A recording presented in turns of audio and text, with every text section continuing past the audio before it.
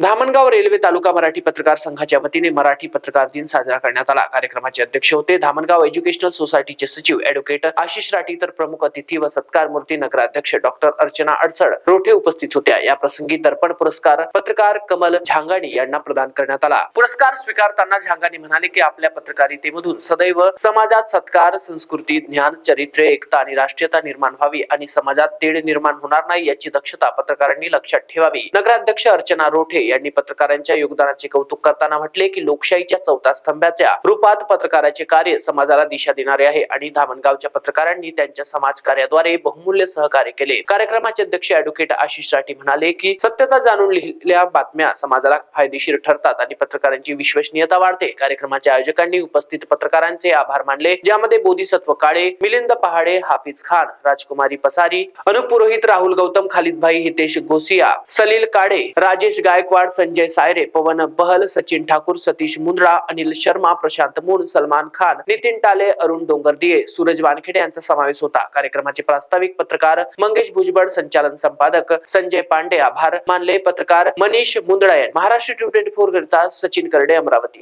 थांबलेला आहे किंवा अजूनही अधंतरी पडलेला आहे त्या विषयात मी जाणीवपूर्वक सांगायला इच्छितो।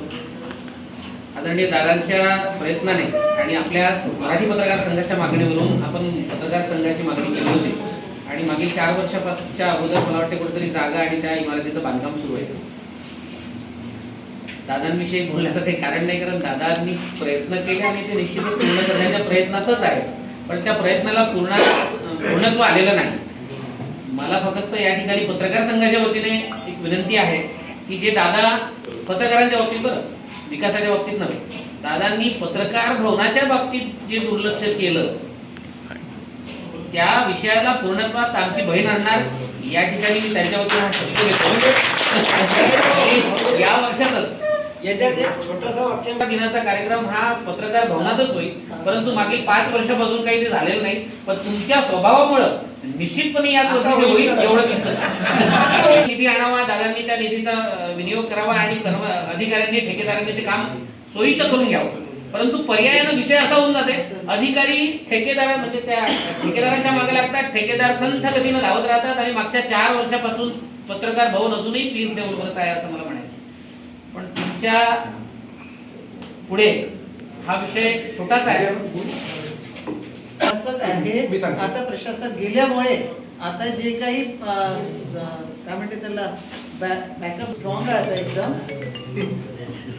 दादाने निधी आणला, ताकदीने आणला, ती जागा नव्हती ती जागा आपण कशी अवेलेबल करून घेतली, त्याच्यासाठी किती मेहनत दादानी घेतली आहे हे पण तुम्ही सगळ्यांनी सांगायला पाहिजे आणि समजून घ्यायला पूर्ण करणार आणि ते 100% पूर्ण होणार। अधिकाऱ्यांचा जो हलगर्जीपणा आहे, अधिकाऱ्यांचा जो हलगर्जीपणा आहे तर त्याची काय दखल घ्यायची ती येणाऱ्या काळात निश्चितपणे ओके ठेकेदारांच्या आणि अधिकाऱ्यांच्या हँडओव्हर करतो हक्काचा शब्द आहे। मला जेवढं माहिती आहे मी सांगतो। मी पवन ऋतू पण सोडत होता, आम्ही जेव्हा गेलो एक वेळा बरोबर आहे, त्यांचं काम पूर्ण झालं होतं, पण मग दादांनी आम्हाला घेऊन गेले। सगळ्यांचं येणं होत नाही, मग त्याच्यानंतर आपण घरी शुभेच्छा पाठवणं चालू केलं।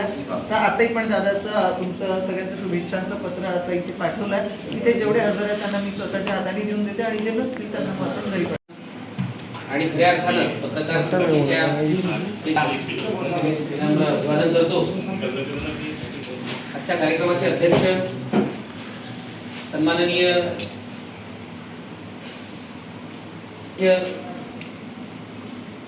लोकांच्या मदतीला धावून जाणारे, समाजात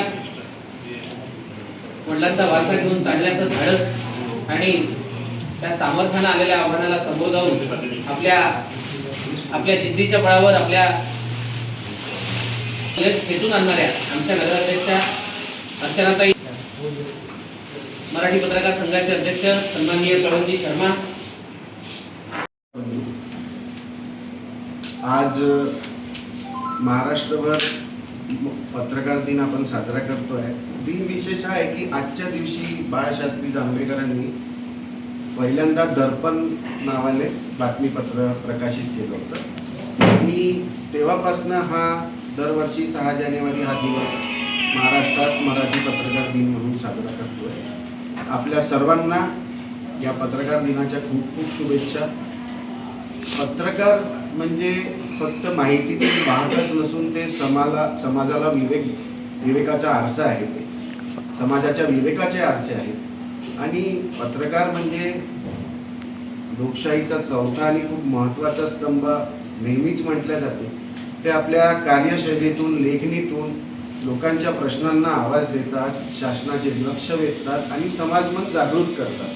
तर आपल्या हातून हे निरंतर या माध्यमातून का होईना समाजकार्य होत राहावं ही माझी अपेक्षा आणि सदिच्छा आपल्यासोबत आहे. बरेचसे लोक आहेत ते नेहमीच सामाजिक विषयाला हात घालतात. मंगेश भाऊ आहे, बरेच पत्रकार म्हणजे स्पेसिफिक कोणाचं नाव घेणार नाही, बाकीच्यांना वाईट वाटून घेऊ नका. सर्वच आपण आपल्या लेखणीतून कार्य करत राहतात. तर आपल्या सर्वांना पुनश्च एकदा पत्रकार दिनाच्या खूप खूप शुभेच्छा. सर्वप्रथम वंदन करतो. कार्यक्रमाचे अध्यक्ष आपल्या येथील प्रख्यात विधितज्ञ ॲडव्होकेट आशिष राठी. आत्ताच उल्लेख झाला की लोकांमधून, लोकांच्या लोकप्रियतेमधून नगराध्यक्ष झालेल्या आपल्या सर्वांच्या, आपण यांना अक्का म्हणून संबोधतो. आज तर असं झालं की तुम्हाला पूर्ण नाव लिहिण्याची आवश्यकताच नाही आहे. अर्चना अडसर त्रुटी लिहायची आवश्यकताच नाही आहे. फक्त अक्का लिहिलं तर विदर्भात ओळखून जाते की कोण आहे म्हणून. आणि विदर्भाची संघर्ष कन्या मी सुद्धा इथे याकरता बोलतो आहे. त्याचं कारण असं आहे की मी अक्काच्या सोबत अखिल भारतीय विद्यार्थी परिषदमध्ये पण काम केलं आहे. मी जेव्हा नगरमंत्री होतो तेव्हा अक्का संघटन मंत्री होती.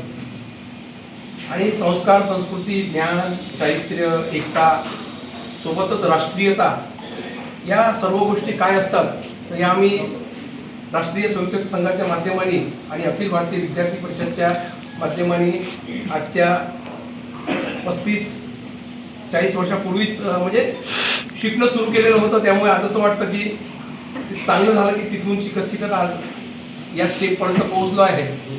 आणि मला वाटतं तेच संघर्ष कन्या म्हणून जे अक्काला नाव दिलं गेलं आहे. लोकांमधून आलेलं जे पुरस्कार असते, लोकांनी दिलेला जो पुरस्कार असतो तो खरा पुरस्कार आहे. की विदर्भ कन्या लोकांनी म्हटलेला आहे. ज्याप्रमाणे भाऊ असा एक शब्द जेव्हा येत होता राजकारणामध्ये, मी राजकारणावर बोलत नाही, परंतु राजकारणामध्ये जेव्हा भाऊ शब्द येत होता विदर्भामध्ये त्यावेळेस, तर खामगाव ते आमगावपर्यंत पायदळ यात्रा करणारी, शेतकऱ्यांकरता आपलं जीवन व्यतीत करणारे संघर्षमय व्यक्तिमत्व यांनी धामणगाव रेल्वेमध्ये अमर शहीद सरदार भगतसिंगांचे शागिर्द म्हणून भाऊंना म्हटलं जायचं.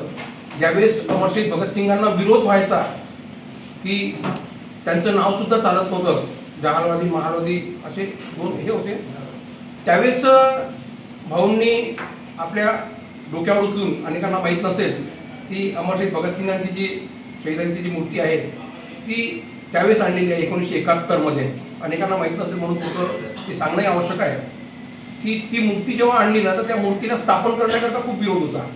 आणि आज ती मूर्ती सर्वांचं, पूर्ण धामणगाव शहरातच नव्हे तर विदर्भातून जो येतो सर्वात पहिले त्या मूर्तीला नमस्कार करतो. तर मी मूर्ती शब्द वापरतोय, पुतळा नाही. तर अशा मूर्तीच्या संघर्षातून ज्या भाऊंनी आपल्या मुलांना, आपल्या मुलीला घडवलं, म्हणून तिलाही आज भाऊच्या नंतर एक संघर्ष म्हणजे कन्या म्हणून जे नाव दिलं गेलं होतं, बिलकुल मला वाटतं ते परफेक्ट दिल्या गेलेलं आहे. त्या अक्कांचंही मी या ठिकाणी अभिनंदन करतो. पत्रकारिता